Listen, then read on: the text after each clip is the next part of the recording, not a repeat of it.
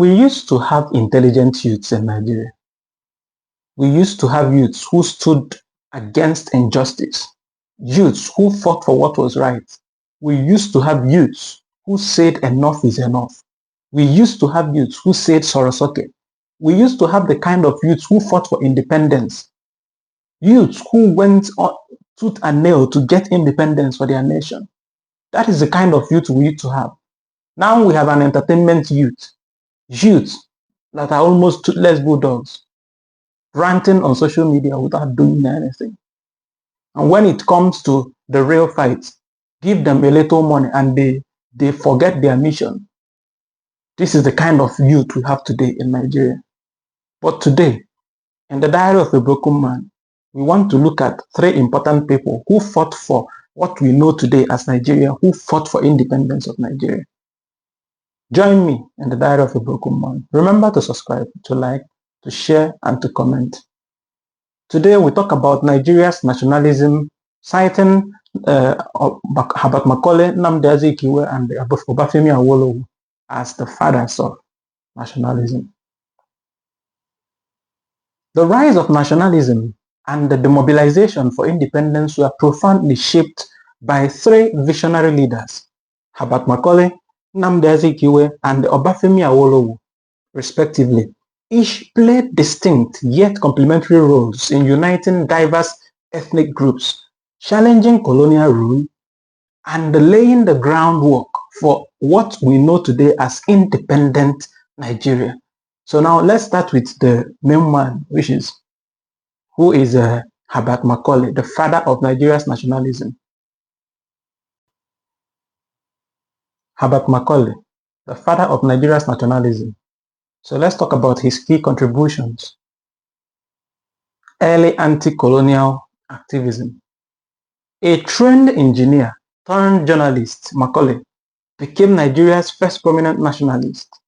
He exposed colonial abuses such as exploitative land policies in Lagos and mobilized public opinion through his newspaper, the Lagos Daily News. So you see the extent these people went, founding newspapers, trying to disseminate information because they know that knowledge and information is power. Political organization. He founded the Nigerian National Democratic Party, the NNDP, in 1973, the first political party in Nigeria, which dominated Lagos politics for decades. The NNDP demanded greater African representation in governance. And then another thing, he's a bridge builder. Collaborated with young leaders like Azikiwe and Obafemi Awolowo, merging NNDP with Azikiwe later in the future to form National Council of Nigeria and the Cameroon, NCNC, in 1944, creating Pan-Nigerian platform where Nigerians can express themselves in writing and in speech. What is his legacy? Macaulay relentless criticism of colonial rule and his emphasis on unity across ethnic lines laid the foundation for organized political resistance.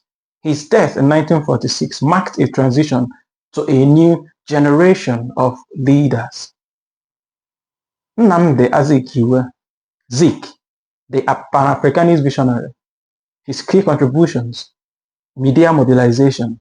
He founded the West African Pilot in 1937, a newspaper that became a megaphone for nationalism, spreading anti-colonial ideas across Nigeria and West Africa. Mass politics. He led the NCNC, which he started in 1944, which he founded in 1944, which became a major platform for independence demands. The NCNC organized protests such as the 1945 general strike against colonial economic policies. Pan-Africanism. He advocated for a united West Africa and linked Nigeria's struggle to global anti-colonial movements. His charismatic leadership galvanized Igbo and non-Igbo supporters alike. Post-independence rule. Later, he became the first ceremonial president of Nigeria between 1963 and 1966, which symbolizes national unity. What are his legacies? Azikiwe's emphasis on education, press freedom, and Pan-African idea helped transcend ethnic divisions, though his later rivalry with Awolowo reflected regional tensions. Chief Obafemi Awolowo, the architect of regional development, key contributions, grassroots mobilization. He founded the Action Group AG in 1951, a Yoruba-dominated party that championed federalism, regional autonomy, and the social welfare, progressive policies. As Premier of Western Region between 1954 and 1960, he introduced free primary education, healthcare initiatives, and infrastructural projects, setting a benchmark for governance. Constitutional advocacy. He pushed for a federal structure at pre-independence conferences, example, the 1953 London Conference, ensuring regional self-governance within a united Nigeria. Ideological clarity. He authored Path to Nigerian Freedom in 1947, arguing for decentralization and economic socialism. His legacies. Awolowo's focus on regional empowerment and social justice made him a hero in the Yoruba-speaking Southwest.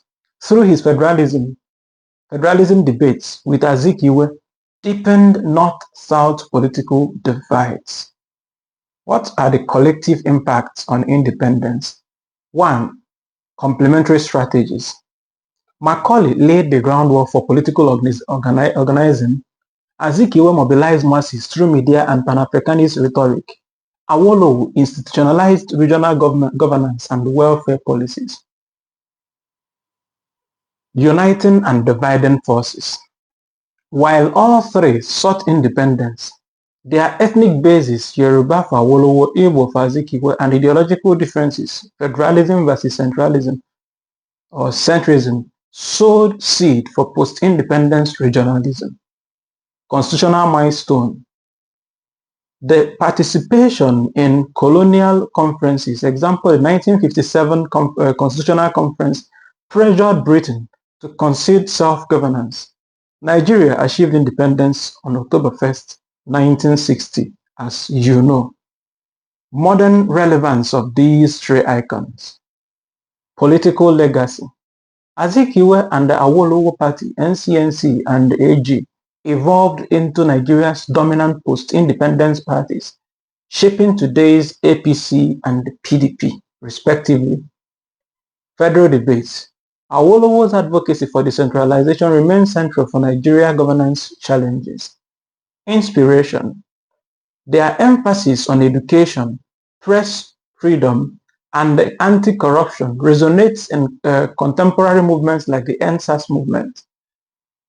In conclusion, Macaulay, Azikiwe, and Awolowo were architects of Nigeria's independence, each combining unique strategies, media activism, and mass mobilization and governance innovation to dismantle colonialism.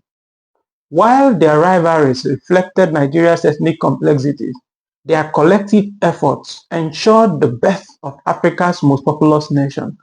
Their legacy endures in Nigeria's ongoing quest for unity, equity, and development. Unfortunately, it has been more than 65 years since their efforts, and all they fought for is almost crumbling. Each of them fought for a united Nigeria, for a Nigeria that understands itself, understands the basis of our existence. Unfortunately, one can still argue with the simple definition of what a nation state means, that Nigeria is neither a nation state nor a nation. It is still a conglomeration of independent nations, because the actions speak for themselves. The reality on ground shows you the division. Since 2023, it has been rife with ethnic bigotry, dissension, hatred among the three ethnic groups, especially against each other. Something uncalled for. I still say it loud and clear. Nigeria needs to sit down for a conference to decide her unity. The noise and the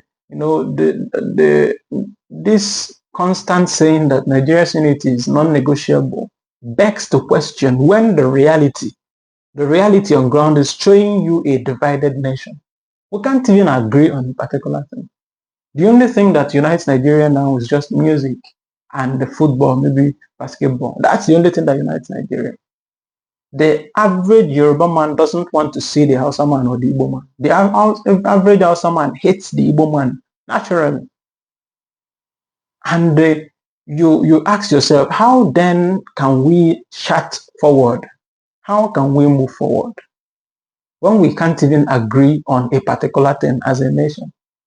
And the worst is the idea of quota system, where things are done not on merit, but based on particular region.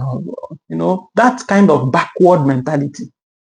I still baffle at the level of backwardness that we entertain in the nation. Unfortunately, it is not just Nigerians entertaining this. It is the set of, mentally bereft, this set of people we call leaders in Nigeria who have nothing in their head. Because when you see their actions, they are where they are able to imagine to. In the 21st century, 2025, where everybody is, every nation is going past so many levels, we are still in square one. We are not even sure what is holding us together. It is time for Nigeria to revisit that drawing board and ask ourselves necessary questions. That kind of conference that Goodluck Ebele Jonathan organized back in 2015 or 2014, it becomes even more necessary than ever. We need a conference. We need to decide again what holds us together as a nation, because this disunity is out of this world. The hatred, the resentment, you hear it in every language, in every rhetoric. And unfortunately, the people in government propagate this. In fact, they feed on this. The people in the government use this as their, as their backbone, because every narrative, everything is rife, filled with, stuffed with bigotry. And they are not even ashamed or afraid or, alarmed by the amount of bigotry they themselves utter, do, or show. They go as far as paying people to push ethnic, bigotry, which is uncalled for in 2025. I keep saying it. If we are tired of being together as a nation, then it's time to ask ourselves the necessary question. Do the necessary thing. It is not a must to be a single nation. After all, the UK, the United Kingdom has Wales, Scotland, all of them, and they are progressing. They are doing great. We can't lump ourselves together and we refuse to grow. 65 years of independence, nothing to show. Not good road, not electricity, nothing. Just backward mentality. Let me know in the comment section what you think we can learn from these great men, Nnamdi Azikiwe, Herbert Macaulay, and Awolowo, and what you think we can do to maintain peace and stability in our nation, or what you think we can do and how you think we can do as a nation to restore the patriotism that is lacking among Nigerians. Remember to subscribe, to like, to share, and to comment, and I will see you on the next one. Cheers.